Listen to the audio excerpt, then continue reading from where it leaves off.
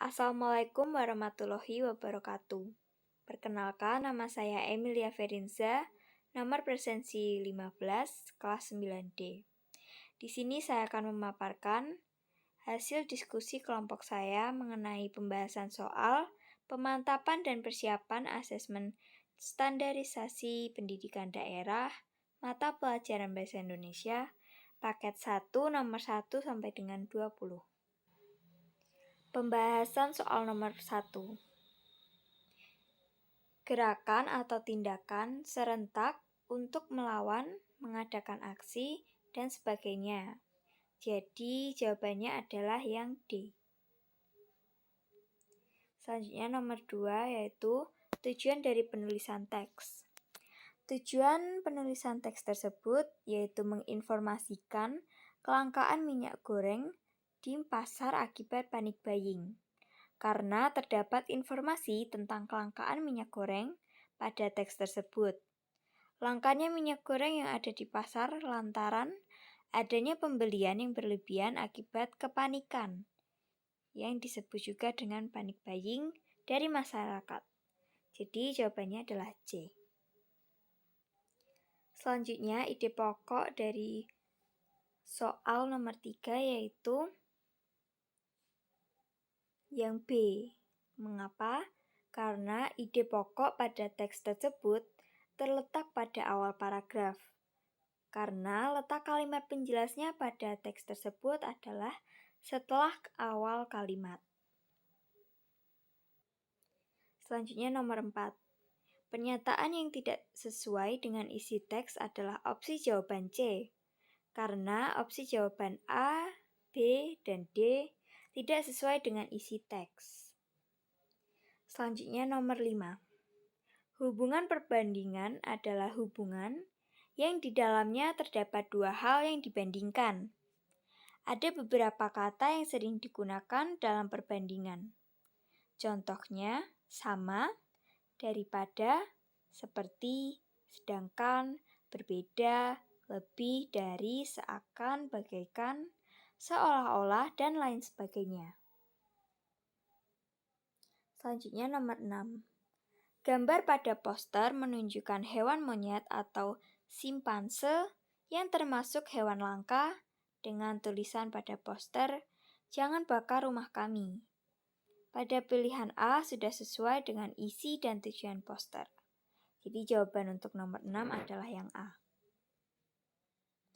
Selanjutnya nomor 7. Kita dapat mencermati teks yang tertera dalam soal. Dalam soal, tertera teks mengenai kemampuan literasi siswa dalam skala internasional yang selalu menempati urutan bawah. Berdasarkan teks tersebut, kemungkinan situasi yang dapat muncul terdapat pada opsi B, yaitu pernyataan 1 dan 4. Pernyataan 1 yaitu, guru mengajak siswa untuk belajar memperkaya kosakata dan menumbuhkan daya analisis bacaan. Dan juga opsi yang B, yang nomor 4, yaitu sekolah mengoptimalkan perpustakaan sekolah dengan persediaan buku yang cukup. Karena dua hal tersebut termasuk dalam upaya pengembangan kapasitas individu secara produktif di masyarakat. Selanjutnya nomor 8. Ringkasan dapat diambil dari ide pokok paragraf pertama dan ide pokok paragraf kedua. Ide pokok paragraf pertama terdapat pada kalimat pertama, yaitu jamu akan menjadi warisan budaya tak benda dunia dari Indonesia. Ide pokok paragraf 2 juga terdapat pada kalimat pertama, yaitu sosok itu sosok penggagasnya seorang budayawan yang juga pengusaha jamu Jaya Suprana. Oleh karena itu, jawaban yang paling tepat terdapat pada opsi D. Selanjutnya pembahasan nomor 9. Simpulan adalah pendapat akhir penulis atau pembaca. Jika simpulan dibuat oleh penulis, simpulan tersebut sudah tersurat dalam teks. Akan tetapi, Jika simpulan dimaksudkan sebagai pendapat dari pembaca, pembaca harus merumuskan sendiri berdasarkan data yang ada. Simpulan umumnya berupa pernyataan yang bersifat subjektif yang diperoleh melalui proses penarikan, pernyataan terhadap ide pokok, menggabungkan fakta, dan lain-lain. Jadi jawabannya adalah yang A. Selanjutnya nomor 10 ya. Ciri-ciri kalimat yang berisi fakta antara lain, berisi data-data yang sifatnya kuantitatif dan dapat dibuktikan kebenarannya. Pada kalimat pertama terdapat kata pada tahun 1950-an. Dan pada kalimat kedua terdapat kata dengan adanya penggunaan. Jadi jawabannya adalah yang B, 1 dan 3.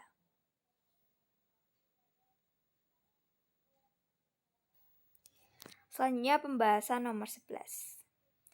Teks 1 merupakan kata teknis. Kata teknis adalah kata yang memiliki makna memperjelas dan memiliki artian khusus terkait bidang maupun keahlian tertentu. Sehingga jawaban yang tepat pada teks 1 adalah kata teknis. Selanjutnya pada teks 2 merupakan kata populer. Kata populer adalah kata yang digunakan masyarakat secara umum, seperti pembukaan dan lain-lain. Sehingga jawaban yang tepat pada teks kedua yaitu kata populer. Jadi jawaban untuk nomor 11 adalah yang A. Kita lanjut pada nomor 12. Di nomor 12 ini, teks 1 merupakan pola penyajian urutan ruang karena menceritakan kejadian berdasarkan urutan tempat seperti yang pertama di Museum Affandi, lalu menuju galeri 1, setelah itu pindah ke galeri 2, dan seterusnya. Berdasarkan pola penyajiannya, yang teks 2 ini yaitu urutan waktu. Karena urutan yang diruntut berdasarkan kronologis atau alur waktu. Seperti hari-hari, jam menunjukkan waktu, pagi, siang, sore, dan malam. Jadi jawaban untuk nomor 12 adalah yang D. Kita lanjut pada nomor 13. Bukti watak merak iri ditunjukkan pada kalimat nomor 2 dan 4. Maaf, ya 2 dan 4. Hal tersebut dapat dibuktikan pada kalimat ini. Tentu saja hal ini membuat Merak tidak suka dan membenci Nuri. Tidak suka dan membenci Nuri. Ini artinya Merak iri kepada Nuri. Selanjutnya pada kalimat nomor 4. Ia bergegas mencari tanaman beracun yang dapat membuat suara menjadi serak. Ini dia iri kepada Nuri karena nyanyiannya bagus dan mereka semua mengaguminya kan. Jadi Merak ingin suara Nuri menjadi serak. Jadi bukti watak Merak iri ditunjukkan pada nomor 2 dan 4. Selanjutnya kita lanjut pada pembahasan nomor 14. Di nomor 14 ini, peristiwa yang terjadi pada teks tersebut yaitu nomor 2 dan 4. Karena pilihan tersebut cocok dengan teks yang dituliskan di teks. Kita lanjut pada pembahasan nomor 15. Di sini ditanyakan alasan tokoh Restu bekerja di tempat Pak Mamat. Alasan tokoh adalah ingin membelikan ibu kacamata. Mengapa?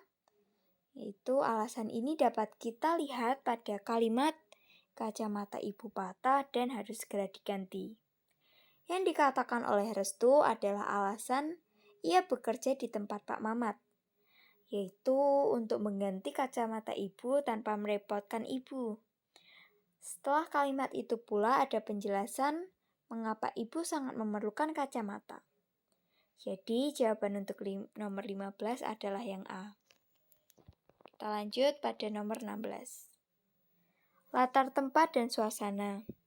Dalam kutipan cerita tersebut adalah jalan raya dan menegangkan. Latar tempat berhubungan dengan lokasi terjadinya suatu peristiwa yang diceritakan. Pada kutipan cerpen tersebut dikatakan bahwa tokoh Seno ingin segera tiba di rumah yang mengartikan bahwa dia sedang dalam perjalanan ke rumah. Pada kalimat selanjutnya, tokoh Seno mempercepat laju motornya. Dari situ kita mengetahui bahwa tokoh Seno sedang berada di jalan raya. Latar suasana adalah macam-macam latar yang menunjukkan bagaimana kondisi batin tokoh atau pelaku di dalam cerita. Pada kutipan tersebut menunjukkan kejadian yang sedang menegangkan, yaitu sebuah pohon tumbang dan Seno refleks menghentikan laju motornya, hingga mengeluarkan suara decitan yang mengartikan ia menghentikan laju motornya secara sangat tiba-tiba. Jadi jawaban untuk nomor 16 adalah yang B. Selanjutnya nomor 17. Cara pengarang menggambarkan watak tokoh melalui perilaku tokoh. Hal tersebut dapat kita lihat dari pengarang yang mengatakan perilaku dari tokoh Rifai setelah melihat tokoh Bunda yang jatuh, yaitu menolong dan membereskan keranjang belanja Bunda yang berserakan. Kalimat yang dikatakan pengarang tersebut sangat jelas, bahwa watak dari Rifai yaitu suka menolong dan peduli. Jadi jawaban untuk nomor 17 adalah yang B. Selanjutnya pembahasan nomor 18. Tahapan alur yang ditunjukkan pada kutipan cerita tersebut adalah bagian dari pengenalan. Tahapan ini merupakan pengenalan tokoh-tokoh cerita serta perwatakan, latar, dan lain sebagainya. Di dalam kutipan tersebut sudah jelas dikatakan bahwa latar dari tempat kejadian yaitu di pinggir jalan pada kalimat yang pertama. Nih, di pinggir jalan ini.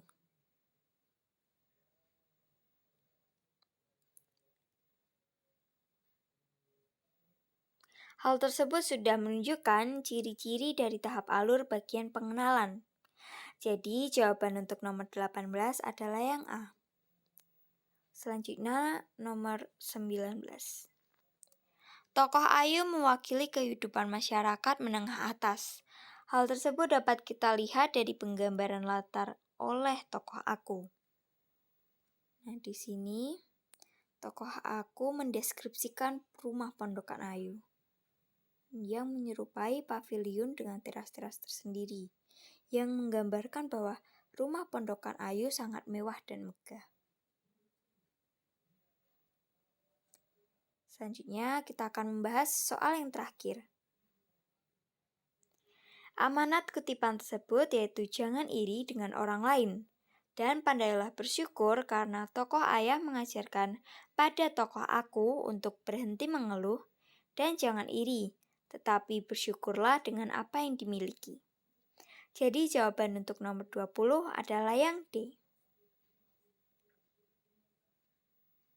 Sekian presentasi pemaparan, jawaban pemantapan dan persiapan ASPD mata pelajaran Bahasa Indonesia paket 1 nomor 1 sampai dengan 20. Saya mohon maaf jika ada salah kata, baik kecil maupun besar. Terima kasih.